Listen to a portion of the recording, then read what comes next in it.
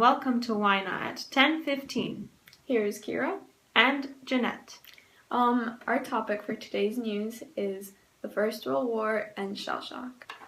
So Jessica, what is Shellshock? Shellshock is the psychological disturbance caused by prolonged exposure to active warfare, especially being under bombardment. Kira, do you know anything about shellshock? Well, shellshock is a medical term first associated with the First World War. As early as the first winter of the war, there were indicates of high level of mental breakdown amongst hospitalized men and officers. By 1916, over 40% of the casualties in fighting zones were victims of shell shock, and by the end of the war, over 80,000 cases had passed only through British Army medical facilities. Wow. But wasn't shell shock first thought to be caused by exploding shells? Yes. As the name implies, shell shock was first thought to be caused by exposure to exploding shells. Doctors believed that the hysteria observed among men and officers could be traced to an organic cause. However, it was soon concluded that this was not the case. Shell shock began to occur in men who had never come under fire, while some had never even been within hearing range of exploding shells. The breakdown was so gradual that shock was also a mistake. Can you tell me how people reacted to this whole situation of shell shock? Well, at first there was little to no sympathy for shell shock victims. Shell shock was so obvious a retreat from the war that many military authorities refused to treat victims as disabled. Some even went as far to say that they should be shot for malingering and cowardice. Others blamed it on the hereditary taint and careless recruiting procedures. A British general at that time said that there can be no doubt that, other things being equal, the frequency of shell shock in any unit as an index of its lack of discipline and loyalty. But how did the symptoms differ between regular soldiers and officers? Soldiers usually suffered from paralysis, blindness, deafness, contracture of limbs, mutism, and limping. Those were the most common ones, while officers mainly experienced nightmares, heart problems, dizziness, depression, and disorientation. Could you tell us about the treatments for shell shock? The treatments for shell shock were many and varied and usually pretty harsh. Disciplinary treatment was the most common at that time. The doctors involved with this form of treatment had harsh moral views of hysteria and stressed quick cures of goal of wartime to keep the men fighting. Shaming, physical re-education, and the infliction of pain were the main methods used. Electric shock treatment was very popular. This involved an electric current being applied to various body parts to cure the symptoms of the shell shock. The main reason why we're talking about shell shock is because a few weeks ago, a movie called Shellshock came out, and we were looking at it, and we were very surprised.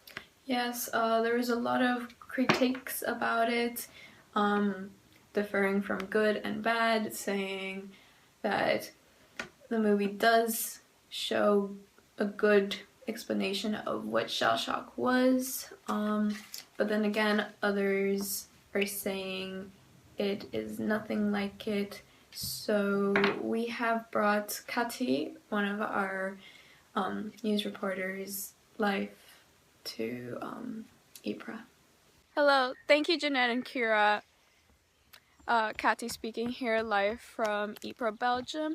I'm in the middle of the war experience. I can tell you it's very dramatic, but I am ready to interview some British soldiers, and I think I see one right there. Excuse me? Excuse me? Yeah? I think, could you come over here? I think we got a soldier to interview. Hello, we're making a little interview about shell shock. Would you be willing to answer some questions? Yes, but not for long. Okay, please come closer. What is shell shock to you? Something impossible to explain. Have you ever experienced shell shock? Personally, no. But my best mate. Would you be willing to tell us something about this? Of course, sure. So like, how did you see it happen? Like, what was it like for you? We all first thought he was joking, just to not fight in war anymore, but he wasn't. As we noticed, he was suffering. It was horrible. So would you say you do believe in shell shock? Yes. And do you think this can be cured? Yes. But with very important and special help from the doctors. Okay, thank you so much. Careful! Oh! Back to you, Jeanette and Kira. Thank you, Kathy. Well, personally, I do believe what that soldier just said. He was very honest, and he's connected to it. I believe in shell shock. Do you? I do think it's true, but it shouldn't be called shell shock. But we do have Kathy again interviewing a lieutenant, Lieutenant Lewis. Kathy? Thank you once again, Kira and Jeanette. Kathy speaking live from Ypres again. We're waiting for Lieutenant Lewis. Oh! Lieutenant Lewis! Stop! How can I help you? Could we ask you some questions about shell shock? I don't believe in it. So you wouldn't consider that anyone would go crazy from being in the war? Nope. How come? War is something we live for. But wouldn't it be understandable that people would get depressed and stressed about this whole situation and seeing their mates die and so on? No, because sooner or later, everyone dies. So would you, even if there was evidence, you would still keep with your word of shell shock not existing? Yes. Indeed. Okay, I think that's enough. Yes. Thank you. That was Lieutenant Lewis, who obviously is against shell shock, and thank you, Kira and Jeanette. Thank you, Kathy, once again. We'll get back to you. This situation just now with Lieutenant Lewis just reminded me of a scene in Shellshock, the movie. He was very straightforward that he doesn't believe in it. And if you watch the movie, you will see a lot of that. I also think he is very close-minded about this whole situation. Yeah. Oh, we have Katya again interviewing a patient suffering from shell shock. To try and get into a British trench, we have heard that there are some soldiers suffering from shell shock. As can be seen behind us, they haven't been letting us in so far, but we will try and report some interview material from here. So Kathy speaking here from a British trench, managed to get in. We have a soldier suffering from shell shock, as can be seen behind me. This patient can not talk, but the surgeons are refusing to take this soldier to the hospital because they do not believe it's real. But from what I am seeing, this is a serious topic. This should be treated.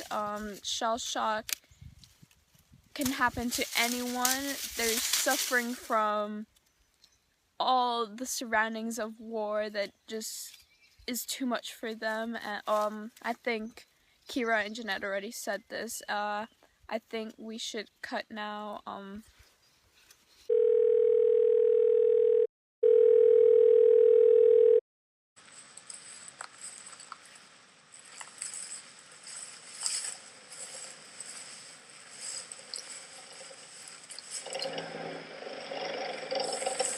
Hunter, cover!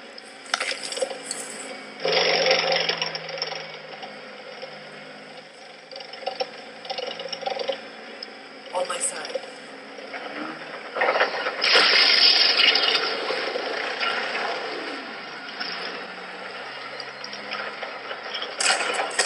Go!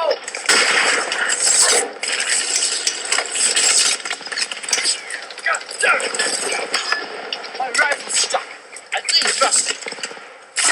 I've got something for you.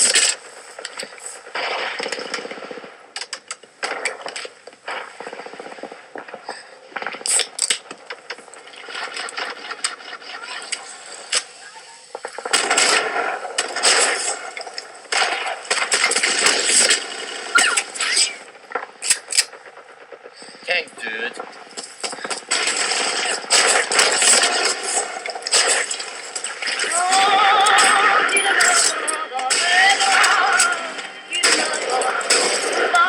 No problem. Me voilà mis en rôle.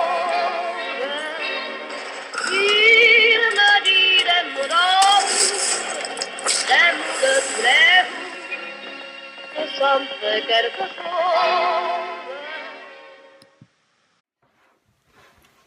Let's hope that everything's okay with Kati and the crew. Yeah, that interview was very intriguing, as can be seen. The patient is not lying about this. He really does look like he is suffering from shell shock. And let's hope he will get cured and all of the other soldiers who are suffering from it. Yeah. And now to the trailer of Shellshock has been waiting. Here.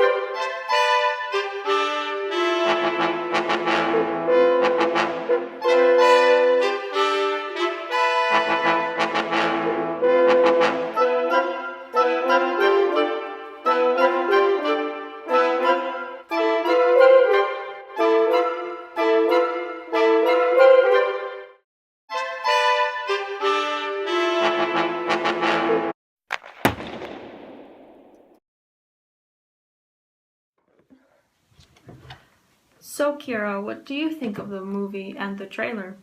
Well, I personally already saw the movie, and I do think it's very intriguing. It does portray quite a few aspects of the differences of officers and soldiers suffering from shell shock, which I personally really liked, but it is quite an emotional movie. What about you?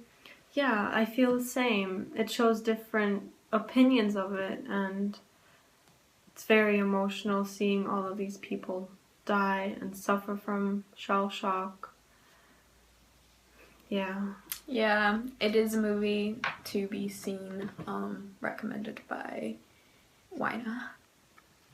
But also, it's a movie for people who like war movies, who are Yes. interested in them. If you don't like war movies and seeing people get shot, we wouldn't recommend it. Yeah. Hope you enjoyed today's episode of Why Not at 10:15. See you next time.